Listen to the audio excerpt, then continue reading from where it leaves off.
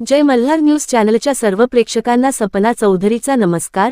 नंदुरबार जिल्हाधिकारी यांना राष्ट्रीय दिव्यांग विकास महासंघ नंदुरबार यांच्या वतीने बोगस दोषी असलेल्या दिव्यांग कर्मचारी यांच्यावर योग्य ती कार्यवाही होत नसल्याने दिनांक 19 जानेवारी 2026 पासून जिल्हाधिकारी कार्यालय समोर बेमुदत उपोषणाला बसणार असल्याबाबतचे निवेदन देण्यात आले आहे।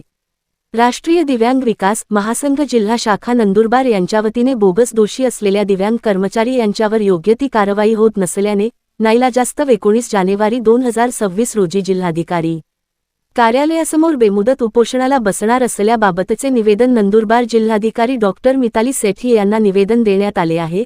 त्याचप्रमाणे दिव्यांग बांधवांच्या विविध मागण्याबाबत सविस्तर चर्चा करण्यात आली आहे।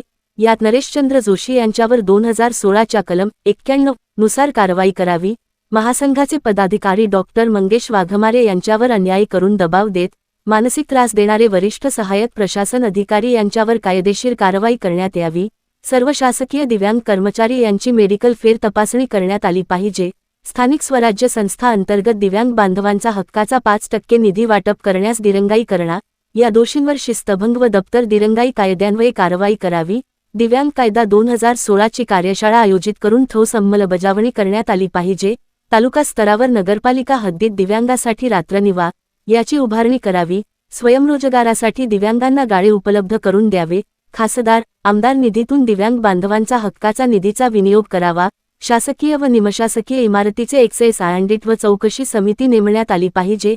एकंदरीत दिव्यांग बांधवांच्या प्रमुख मागण्या करण्यात आल्या आहेत।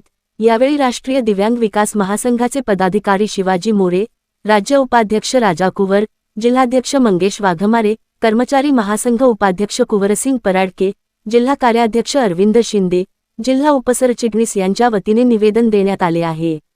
सपना चौधरी, जय मल्हार न्यूज नंदुरबार। आज दिनांक 31/12/2025 डिसेंबर हा वर्षाचा शेवटचा दिवस आहे आणि आम्ही माननीय जिल्हाधिकारी मिताली शेट्टी मॅडमांना आज उपोषणाबाबत निवेदन दिलेलं आहे। उपोषण का करावं लागतं आहे? बोगस दिव्यांग जे आहेत त्यांच्या चौकशी होत नाही आहे, त्याशा दिव्यांग कर्मचाऱ्यांची चौकशी झाली पाहिजे। त्याच्यानंतर ज्या बिल्डिंग्स आहेत त्यांच्या तिकस टाईम त्यांचे ॲक्सेस ॲडिट झालं पाहिजे। नंतर कलम 37, 38, 39, 40 नुसार स्थानिक स्वराज्य संस्थांकडून दिव्यांगांना 5% निधी वाटप करण्यात येत नाही, तो वाटप करणं बंधनकारक आहे। जे अधिकारी वाटप करत नाही अशांवर दंडात्मक कार्यवाही ही झाली पाहिजे, दप्तर दिनांकाची कार्यवाही झाली पाहिजे। त्याच्यानंतर केंद्रीय कायदा 2016 याची अंमलबजावणी दिसून येत नाही आहे।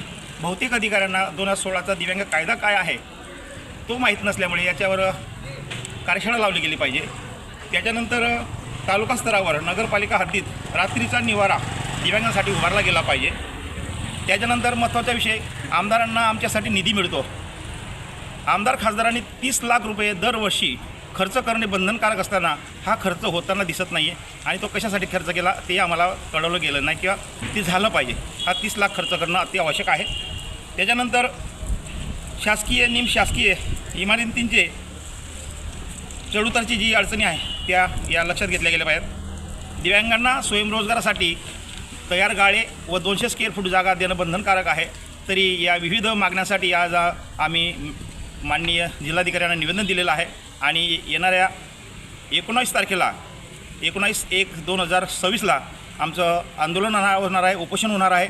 तरी सर्व यांनी लक्षात घेऊन हे करावं।